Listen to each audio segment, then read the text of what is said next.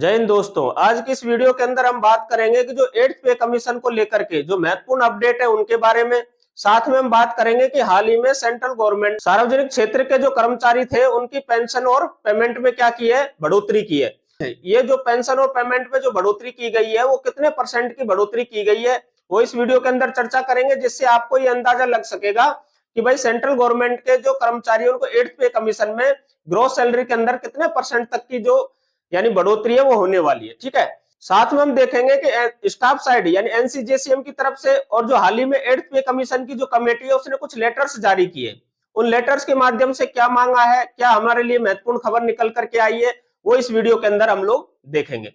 और सबसे बड़ी चीज हम देखेंगे कि जो हाल ही में मल्टीमीडिया और प्रिंटिंग मीडिया द्वारा जो खबरें फैलाई जा रही है कि भाई केंद्रीय कर्मचारियों को वेतन और पेंशन में 3 गुना से लेकर के 5 गुना तक की यानी बढ़ोतरी संभव है या मिलने वाली है।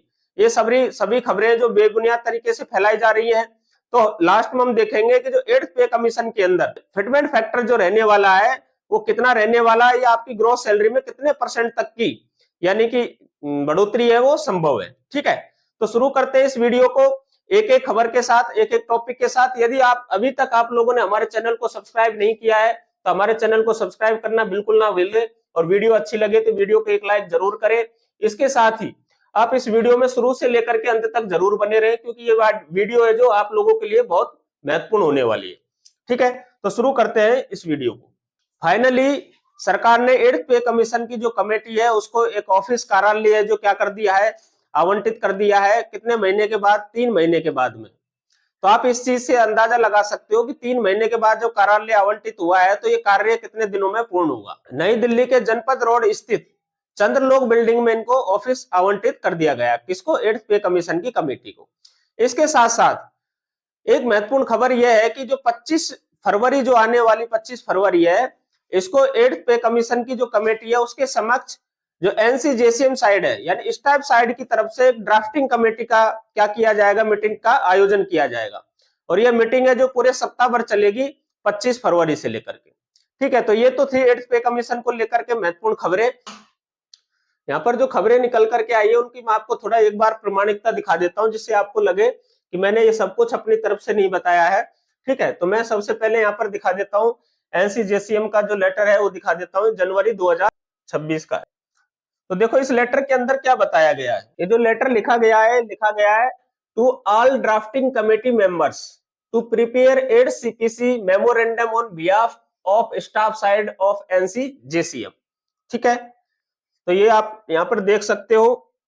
इसके अलावा इसमें क्या बोला गया है? Present the government have allotted office accommodation for the 8th central pay commission at Chandralok building, जनपद road, new Delhi 110001।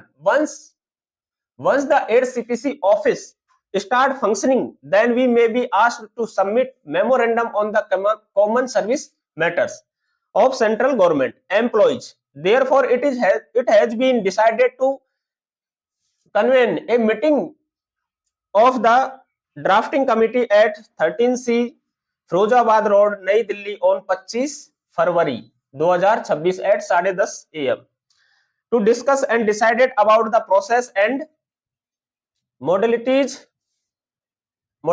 of drafting the memorandum.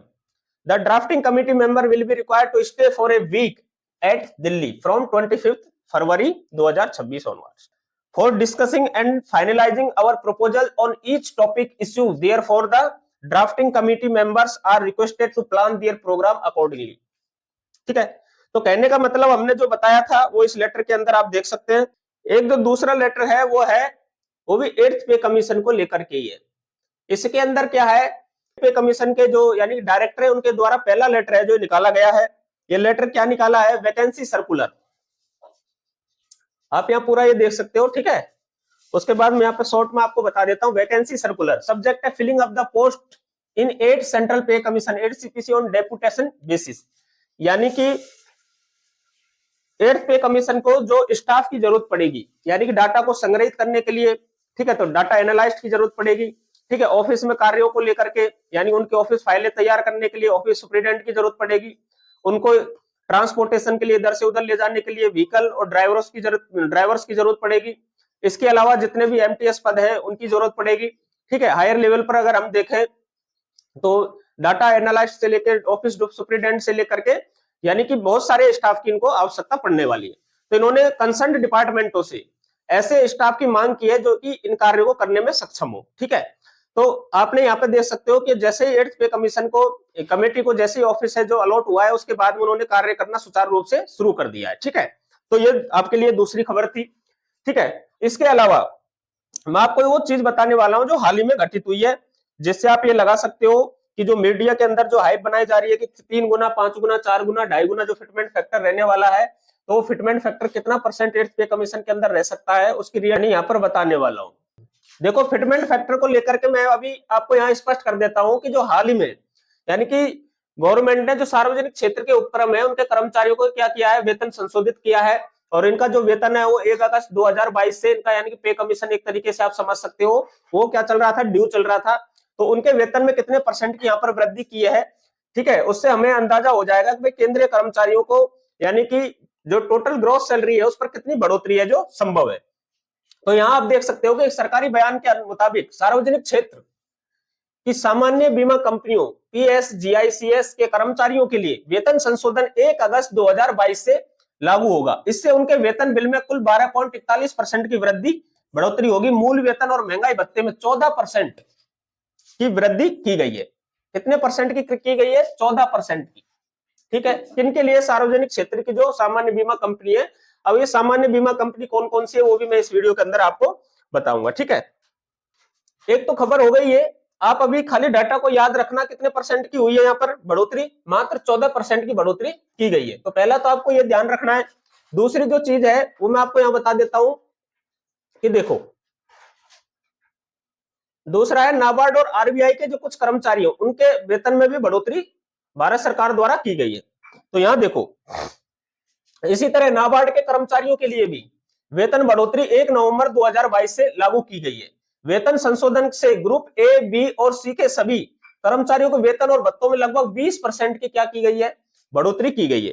इसके साथ साथ इन लोगों को जो एनपीएस के अंदर जो इनका कंट्रीब्यूशन हुआ करता था गवर्नमेंट का, वो पहले कितना था? 10% था, अभी उसे बढ़ाकर कितना कर दिया है? 14% कर दिया है। किनके लिए? सार्वजनिक क्षेत्र के कर्मचारियों के लिए। ठीक है, वो शायद पिछली वाली स्लाइड में है ना, ये देखो, ये आप देख सकते हो, जो पहले एनपीएस के अंदर जो कंट्रीब्यूशन था गवर्नमेंट का वो था 10%, इसे बढ़ाकर अब कितना कर दिया है? 14% कर दिया गया है। ठीक, इसके अलावा अगर हम बात करें यहाँ की सार्वजनिक क्षेत्र में कौन कौन सी कंपनियां हैं जो आती है उनकी, तो यहाँ देखो, सार्वजनिक क्षेत्र के अंदर मैं अगर बात करूं यहाँ पर, तो 5-6 कंपनियां बड़ी महत्वपूर्ण है। ठीक है, जिनके अंदर कौन सी है? नेशनल इंश्योरेंस कंपनी लिमिटेड, ठीक है, इसके अंदर आती है new India insurance company limited, oriental insurance company limited, United India insurance company limited, general insurance corporation of India और एग्रीकल्चर इंश्योरेंस कंपनी, ठीक है, लिमिटेड जैसी कंपनियां शामिल है। तब आपको ये मालूम चल गया होगा कि जो अभी फिलहाल में जो सरकार ने सार्वजनिक क्षेत्र के कर्मचारियों के लिए जो वेतन वृद्धि की है वो की है 14%। अगर हम बात करें नाबार्ड और आरबीआई के लिए तो वो है 20%। तो कहने का मतलब जो केंद्रीय कर्मचारियों का जो वेतन जो बढ़ने वाला है वो कितना बढ़ने वाला है? अगर मैं यहाँ बात करूं कि गवर्नमेंट अगर कि कम से कम जो वेतन वृद्धि करेगी तो वो कम से कम 14% मान सकते हैं। ठीक है, और 20% से ऊपर का हम इसलिए मानेंगे, मैक्सिमम तो यहाँ हो गया 20% यहाँ जिस हिसाब से बढ़ाया आरबीआई और नाबार्ड के कर्मचारियों का। लेकिन अगर हम बात करें कि जैसे जैसे वेतन आयोग थोड़ा लेट होगा तो हो सकता है गवर्नमेंट जो 20% से ज्यादा यानी कि 25%, ये मैक्स टू मैक्स हम मान सकते हैं। अगर हम मीडियम माने तो 20% तक का यानी कि क्या हो सकती है? बढ़ोतरी पेमेंट के अंदर, ग्रॉस सैलरी के अंदर देखने को मिल सकती है। तो इन चीजों से आप लोगों को स्पष्ट हो गया होगा कि भाई सरकार की जो मंशा है वो 15% से लेकर के 25% तक की है, क्योंकि उन्हें अपना क्या देखना है? बजट भी देखना है, फाइनेंशियल स्थिति भी देखनी होती है सरकार को।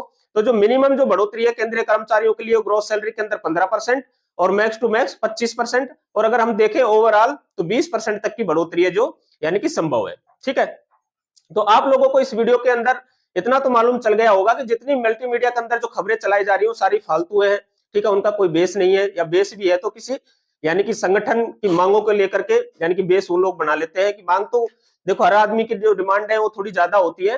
ठीक है, और हर उसकी संगठन की डिमांड भी ज्यादा होती है, तभी गवर्नमेंट है जो थोड़ा बहुत दे पाती है। ठीक है, कर्मचारियों को।